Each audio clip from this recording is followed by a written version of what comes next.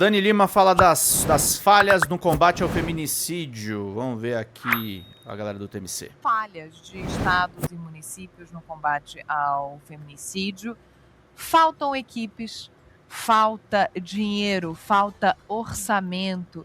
E Dani, aqui entre a gente nós sabemos que segurança pública é atribuição dos governos do estado, mas eu sinto que faltam propostas nas eleições deste ano, pelo menos até agora, propostas de fato que procurem combater a violência contra a mulher e diminuir esses índices cada vez maiores de feminicídio, especialmente em alguns estados. Joana, esse estudo, ele é um trabalho que vai ser apresentado ainda, eu tive acesso a ele com exclusividade, pela Rede Nacional de Controle Externo pela Proteção das Mulheres.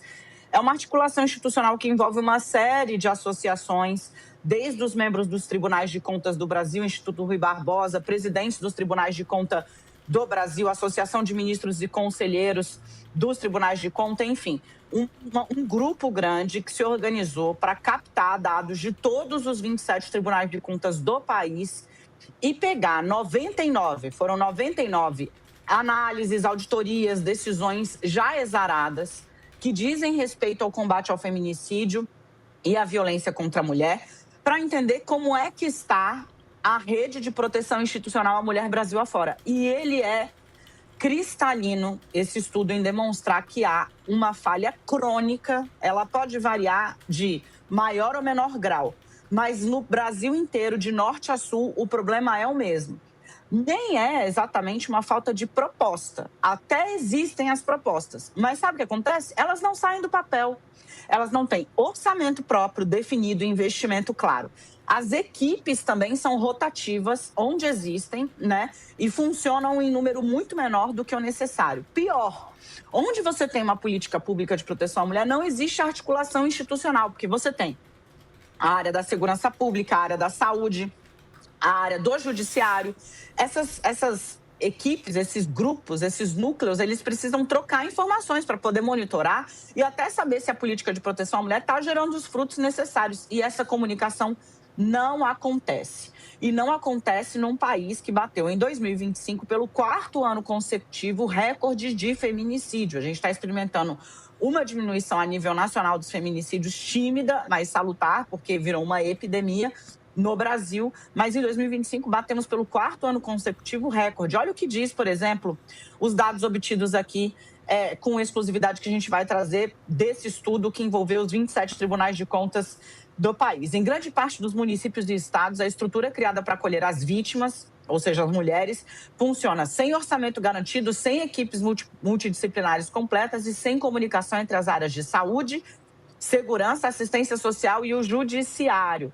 Mas, né, o documento, ele traz uma série de exemplos, como eu disse, é de norte a sul. Tem dados, por exemplo, de Palmas, no Tocantins, e de São Paulo. Então, assim, não interessa muito qual é o nível socioeconômico. A mulher está desassistida no país inteiro, de norte a sul.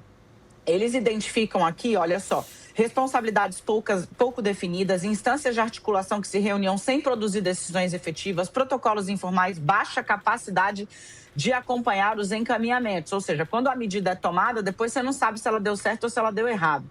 Em alguns contextos, o funcionamento da rede de proteção das mulheres dependia principalmente das relações pessoais entre profissionais de diferentes áreas. Ou seja, ou eu tenho um parça na área da segurança pública e da saúde, ou não consigo monitorar se está sendo surtindo efeito a medida protetiva, por exemplo, que foi decretada para uma mulher vítima de violência doméstica, né? Para a gente entender o quão trágico é o cenário, né? O levantamento do Tribunal de Contas do Estado do Rio de Janeiro, que alcançou, ou seja, uma auditoria que pegou 91 cidades do Rio, identificou que só 15 declaravam ter um plano de enfrentamento à violência contra as mulheres. E entre esses 15, Joana, só 8 de 91 informavam que o plano estava apoiado em estudos, indicadores ou diagnósticos. Ou seja, do resto era meio vozes da própria cabeça.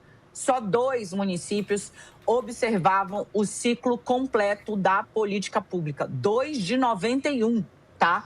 No Tribunal do Rio Grande do Sul, Tribunal de Contas do Rio Grande do Sul, um outro diagnóstico municipal reforçava o padrão. Entre os municípios que responderam à auditoria do Tribunal de Contas do Rio Grande do Sul, 21% declararam possuir programas de combate à violência contra a mulher. Só 19% tinham isso como prioridade na lei de diretrizes orçamentárias, ou seja, beleza, eu tenho um programa, mas entre 10, só 2 colocavam isso no papel do orçamento, ou seja, tinham uma grana separada, né, para enfrentar a violência contra a mulher. E aí você fala, nossa, 2 de cada 10 piora, porque efetivamente só 8% colocaram esse dinheiro na lei orçamentária anual. Quando a gente pensa em precariedade, né, a gente vai para uma auditoria do Tribunal de Contas de Tocantins em Palmas, que mostra o seguinte: em uma das ações examinadas de enfrentamento à violência contra a mulher, o orçamento foi reduzido em 34%.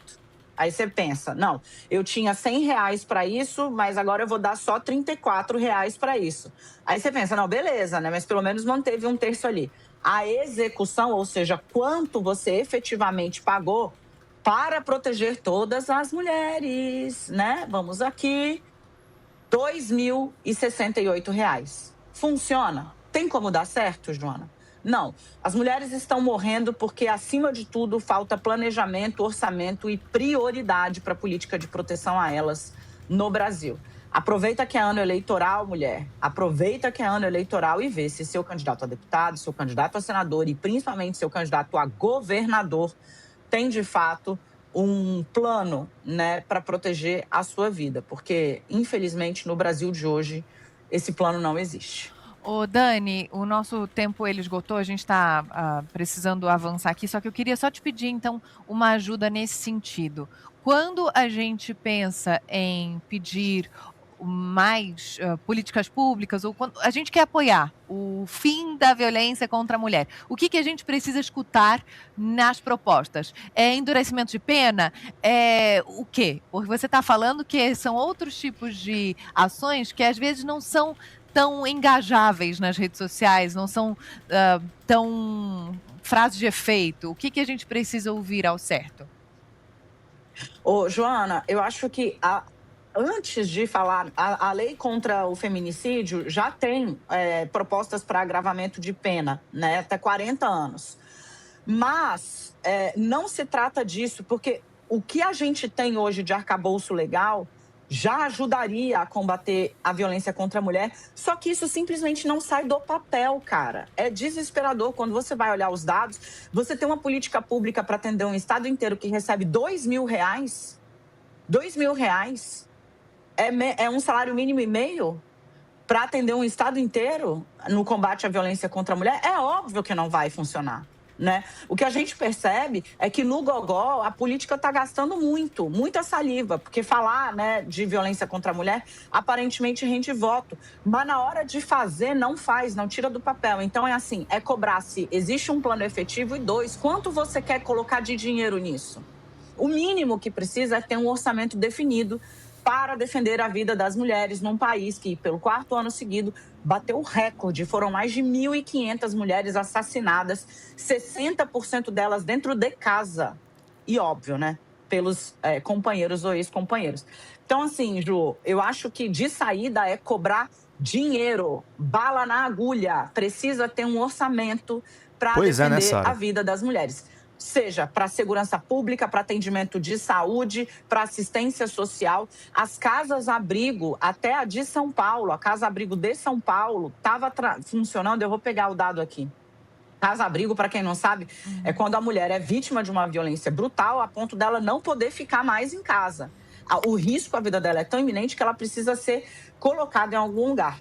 Para fechar, tá? Para a gente entender o tamanho do problema na cidade mais rica do país. Na auditoria do Tribunal de Contas Municipal de São Paulo, as 9 casas da mulher possuíam apenas 22 dos 108 profissionais previstos, o que equivale a pouco mais de 1/5 do necessário. A casa-abrigo funcionava com apenas 2. Apresentadora, né, Sara? 94, gente, socorro! Estar lá. Então, assim, é disso que se trata. A gente precisa cobrar bala na agulha, de saída. Dani, seguiremos até o fim brigando, nós 3 e o TMC 360 por essa causa. Boa semana para você. E o coraçãozinho sempre. Para nós, querido, um beijo para você, beijo, Jojo, até mais. Beijo, bom trabalho. Oi, gente, eu sou a Sara Miranda do Folha TV. Eu tô aqui para agradecer sua presença no nosso canal e pedir para você continuar apoiando o nosso jornalismo progressista independente, que precisa muito da sua ajuda.